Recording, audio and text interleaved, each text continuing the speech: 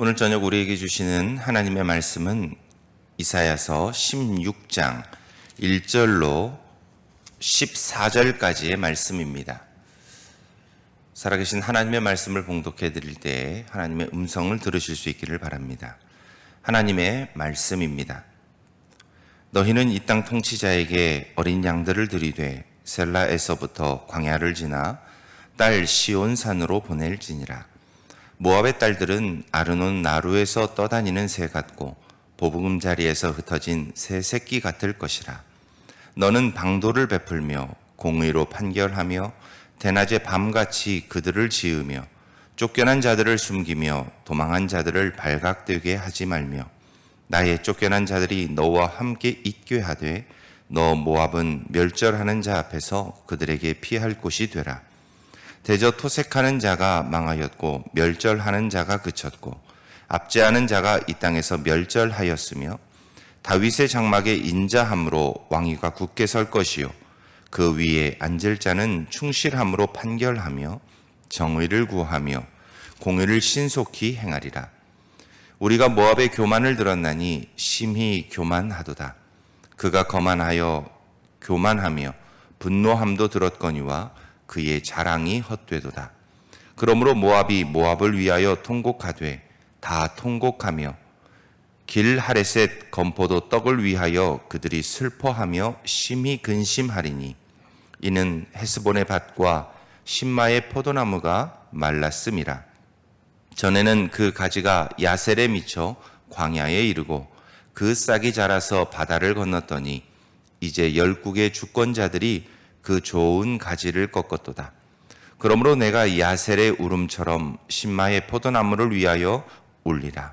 헤스본이여 엘르알레여 내 눈물로 너를 적시리니 너의 여름실과 내 농작물의 즐거운 소리가 그쳤음이라. 즐거움과 기쁨이 기름진 밭에서 떠났고 포도원에는 노래와 즐거운 소리가 없어지겠고 틀에는 포도를 밟을 사람이 없으리니 이는 내가 즐거운 소리를 그치게 하였음이라. 이러므로 내 마음이 모압을 위하여 수금같이 소리를 바라며 내 창자가 길 하레셋을 위하여 그러하도다. 모압이 그 산당에서 피곤하도록 봉사하며 자기 성소에 나아가서 기도할지라도 소용없으리로다. 이는 여호와께서 오래전부터 모압을 들어 하신 말씀이거니와 이제 여호와께서 말씀하여 이르시되 품꾼의 정한 해와 같이 3년 내에 모압의 영화와 그 큰 무리가 능욕을 당할지라. 그 남은 수가 심히 적어 보잘것없이 되리라 하시도다. 아멘.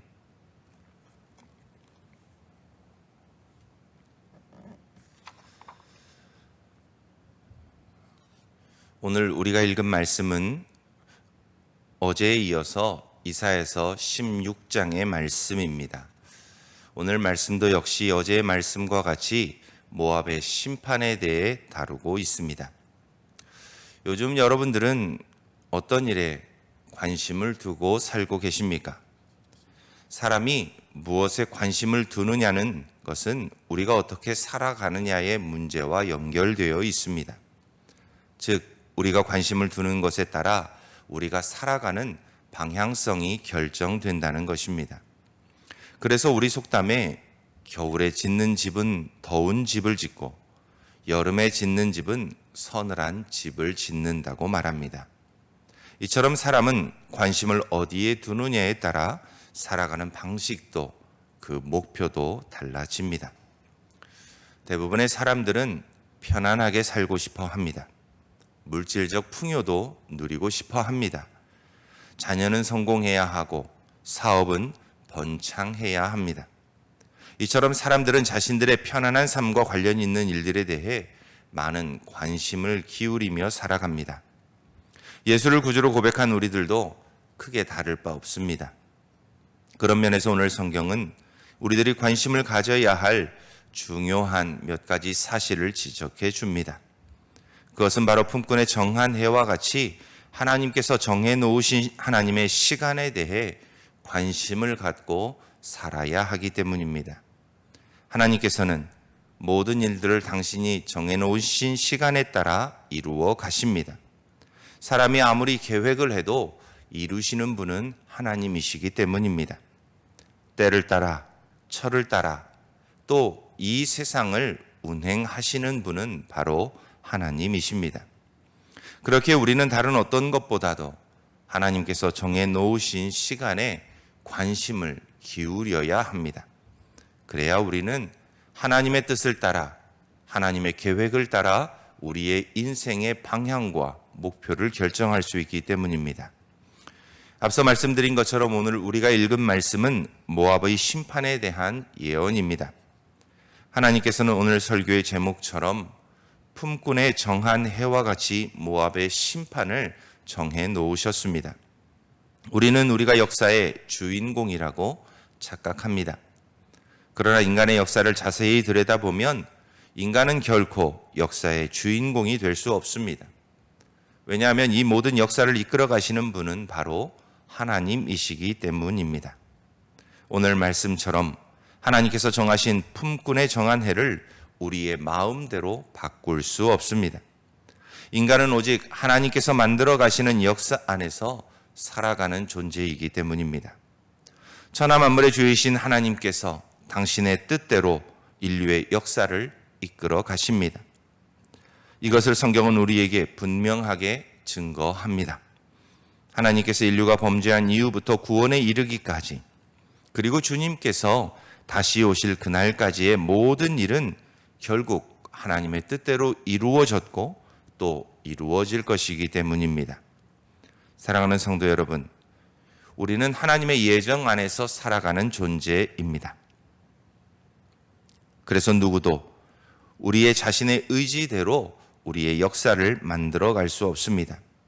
오직 하나님만이 우리의 역사의 주인이시기 때문입니다. 모압은 이런 하나님의 역사의 주인 되심을 인정하지 않았습니다. 그래서 그들은 교만했습니다. 하나님의 자리에 자신들이 올라서고자 했습니다. 자신들의 풍요함으로, 자신들의 힘으로 자신들의 역사를 만들어 가고자 했습니다. 풍요로운 부와 우상을 섬기는 것으로 하나님을 대신하여 자신들이 역사의 주인이 되어 역사를 만들어 갈 수 있다고 착각했습니다. 이것이 그들의 죄가 되었습니다. 그래서 하나님의 심판을 받게 됩니다. 그러므로 우리는 모압을 바라보며 같은 실수를 범하지 말아야 합니다. 오직 우리의 역사의 주인이 하나님 되심을 고백하며 하나님의 말씀처럼 먼저 그의 나라와 그의 의를 구하는 지혜로운 성도들이 되어야 합니다. 그럴 때 비로소 우리는 하나님께서 이끌어 가시는 역사 안에서 진정한 자유와 하나님이 허락하시는 평안과 행복을 누릴 수 있기 때문입니다. 하루하루 살아가는 것이 힘드십니까? 내 힘이 아니라 하나님의 계획을 바라보실 수 있기를 바랍니다. 하루하루 나의 모든 힘과 정성을 다해 무언가를 이루어 가시다 실패하고 좌절하고 낙심하고 계십니까? 그렇다면 하나님의 계획을 먼저 생각하고 바라볼 수 있기를 바랍니다. 그럴 때 우리는 하나님의 역사의 주인 되심을 고백하며 우리의 인생을 하나님의 뜻에 맞추어 만들어 갈 수 있습니다. 또한 모압이 하나님의 심판을 받게 된 두 번째 이유를 오늘 본문 6절의 말씀은 이렇게 소개합니다. 그들의 교만과 거만과 분노와 자랑 때문이라는 것입니다.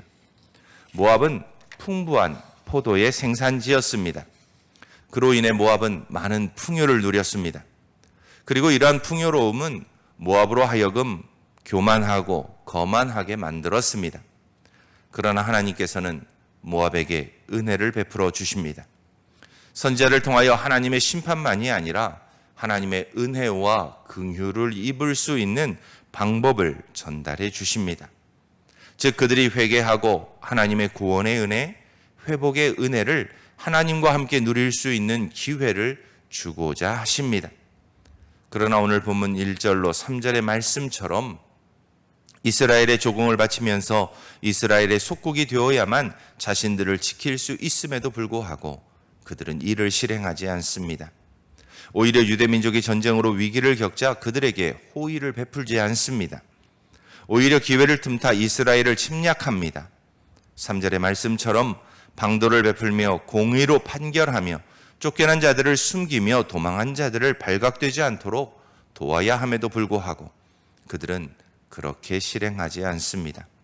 왜냐하면 그들이 풍요한 생산물로 인해 교만해졌고 거만해졌기 때문입니다. 하나님께서는 이스라엘을 핍박하던 아수르가 망하고 이스라엘이 다시 회복되어 하나님의 영광을 드러내게 될 것을 말씀하시며 이스라엘이 회복되면 모압도 하나님의 놀라운 은총을 받게 될 것을 말씀하십니다. 그러나 모압은 자신들의 귀를 닫습니다. 오히려 어려움에 빠진 이스라엘 백성을 향해 분노를 바랍니다. 이것이 하나님께서 모압을 멸망시키고자 작정하시고 실행하시는 결정적 근거가 되었습니다. 하나님의 심판은 죄에 대한 것입니다. 그래서 하나님께서는 죄에서 돌이켜 회개하고 하나님 앞에 돌아오면 구원의 은혜도 베풀어 주십니다. 이는 모압에게만 베풀어 주신 은혜가 아닙니다. 바로 우리들에게도 동일하게 베풀고 계신 하나님의 은혜입니다. 바로 하나님의 긍휼입니다. 그러므로 우리는 하나님께서 베푸시는 긍휼과 자비를 따라 회개해야 할 때에 회개할 수 있어야 합니다.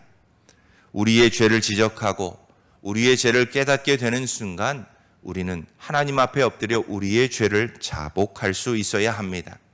그리고 죄에서 돌이켜 구원의 길로 나아가야 합니다. 우리의 욕심과 욕망을 내려놓고 하나님의 뜻을 따라 하나님의 은혜를 구하는 삶으로 돌아가야 합니다. 그것이 우리가 살 수 있는 길입니다. 하나님께서는 이처럼 모압에게 엄중한 심판을 말씀하시지만 또 그들이 죄에서 돌이켜 회개할 수 있는 은혜를 베푸신 것처럼 지금도 우리들을 바라보시며 동일하게 말씀하십니다. 죄에서 떠나 하나님께로 돌아오라는 것입니다. 이 음성을 듣고 하나님 앞에 돌아가면 우리에겐 구원의 은혜가 임합니다. 하나님의 자비가 주어집니다. 우리의 삶이 회복되고 우리가 하나님의 뜻대로 살아가게 되므로 하나님이 주시는 놀라운 은혜와 평강이 지배하는 삶으로 바뀌게 됩니다. 모압은 하나님께서 이처럼 은혜를 베풀어 주셨음에도 불구하고 하나님의 은혜를 붙잡지 않습니다. 오히려 그들은 하나님을 찾지 않고 자신들이 섬기던 우상을 찾습니다. 그래서 오늘 본문은 그들의 어리석은 행동들을 이렇게 묘사합니다. 12절 말씀입니다. 하나님의 엄중한 심판 앞에서 모압 사람들은 산당에서 피곤하도록 봉사합니다. 자기의 성소에 나아가 기도합니다. 즉 모압 사람들이 섬기던 신은 그모스라는 신인데 그 신을 경건하게 섬기기 위해서는 자신의 몸을 괴롭게 해야만 했습니다. 즉 자신들의 고통과 희생을 신이 기뻐한다고 생각했기 때문입니다. 그래서 모압 사람들은 때때로 자녀들을 번제로 신에게 제사 드리기도 했습니다. 이것을 선지자는 모압 사람들이 산당에서 피곤하도록 봉사한다고 표현합니다. 자기의 성소에 나아가 자신들의 괴로움과 희생을 제물로 삼아 기도하고 있음을 지적합니다. 마치 엘리야와 갈멜산에서 영적 대결을 하던 바알과 아세라의 선지자들이 자신들의 몸을 상하게 하며 신의 도움을 청하던 것과 같습니다. 그러나 이렇게 아무리 외쳐도 자신들에게 닥친 심판을 피하지 못합니다. 우상은 결코 하나님의 심판 앞에서 어떠한 일도 할 수 없는 존재이기 때문입니다. 이에 선지자는 하나님께서 정하시고 시행하실 모압의 멸망을 바라보며 탄식합니다. 모압이 회개하지 않으므로 모압의 여인들은 아르논 나루에서 떠다니는 새 같고 보금자리에서 흩어진 새 새끼같이 됩니다. 즉 생명을 위협하는 위기 상황에서 작은 소리에도 깜짝 놀랄 만큼 두려워하며 삽니다. 불안과 공포를 느끼며 힘겨운 전쟁의 시간들을 보내게 됩니다. 또한 모압은 자신들이 자랑하던 포도가 멸절됩니다. 그로 인해 모압이 모압을 위하여 통곡하게 된다고 말합니다.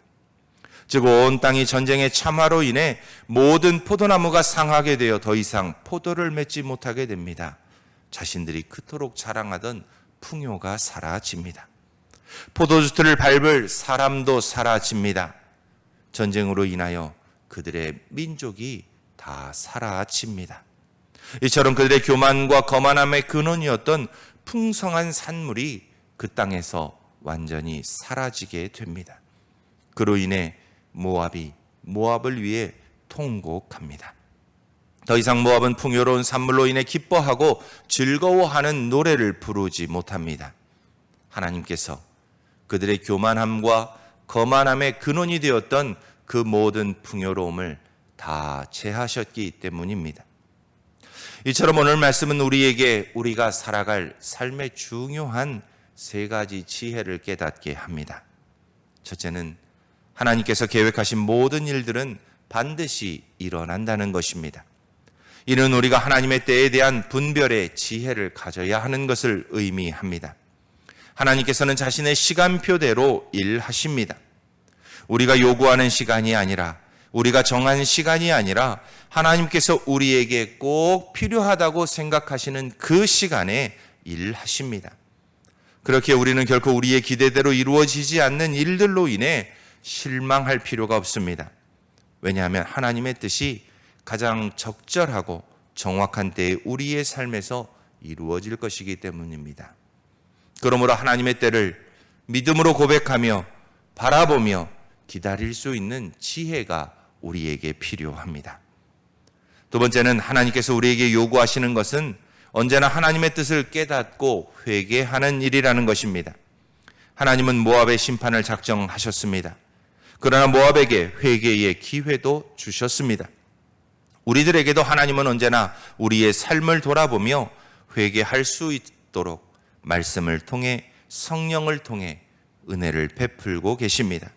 다만 우리의 마음이 무뎌지고 우리의 생각이 닫혀 있어 하나님의 음성을 듣지 못하고 그 뜻을 이해하지 못할 때가 너무도 많습니다. 하나님의 은혜와 자비를 바라보며 회개의 자리로 나아가는 사람이 지혜로운 사람입니다.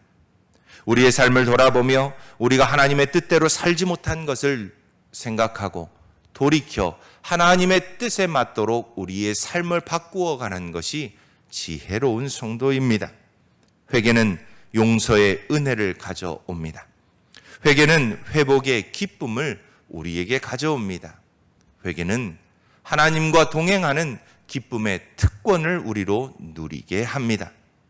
그러므로 하나님을 바라보며 지혜롭게 우리의 삶을 하나님의 말씀에 비추어 늘 회개의 자리로 나아갈 수 있는 지혜로운 성도님들이 되시기 바랍니다. 마지막으로 우리의 인생에 모압이 처했던 위기의 상황이 닥쳐오면 우리는 하나님을 찾아야 합니다. 우리의 유일한 반석은 하나님이십니다. 우리가 피할 유일한 산성도 하나님이십니다.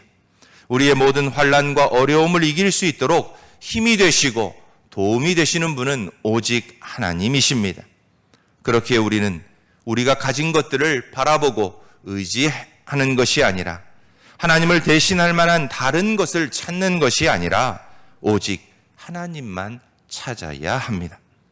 하나님을 찾는 사람이 구원을 얻습니다. 하나님을 찾고 또 찾는 사람이 하나님을 만나고 하나님의 도움에 은혜를 덧입습니다.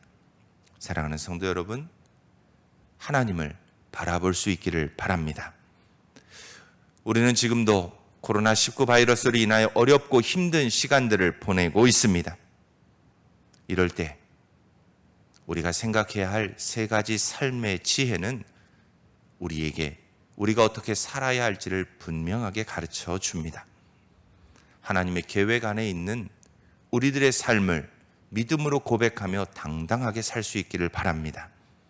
하나님께서 우리에게 요구하시는 것이 회개인 것을 늘 깨닫고 하나님의 말씀에 빛에 비추어 우리의 삶을 하나님의 뜻에 맞추어 갈 수 있는 지혜로운 성도님들이 되시기 바랍니다. 그리고 이 어려운 때 다른 어떤 것이 아니라 오직 하나님을 바라보며 하나님만을 의지할 수 있는 믿음의 결단이 있어 하나님의 놀라운 도움의 은총을 날마다 덧입으며 살아갈 수 있는 모든 성도님들이 다 되시길 주님의 이름으로 축원합니다. 함께 기도하겠습니다. 하나님 감사합니다. 우리로 지혜를 갖고 살아갈 수 있도록 은혜를 주옵소서. 모압처럼 어리석어서 교만하여서 거만하고 무자비하고 또 자신들의 것들을 자랑하는 사람들이 되지 않게 하시고 오직 하나님 앞에 겸손하게 무릎 꿇고 하나님의 뜻을 구하며 하나님의 시간표에 맞춰 지혜 있게 살아갈 수 있는 우리들 모두가 되게 하여 주옵소서. 말씀의 빛에 비추어 나의 잘못들을 돌이켜 회개할 수 있는 은혜도 주시고 어렵고 힘든 이때에 다른 어떤 것을 의지하는 것이 아니라 오직 하나님만을 의지할 수 있는 믿음의 사람 되어 하늘로부터 내리는 도움과 은혜로 살아가는 우리들의 삶이 되게 하여 주옵소서. 오늘도 우리와 동행하실 주님을 믿음으로 고백하며 살아계신 예수님의 이름으로 기도드립니다. 아멘.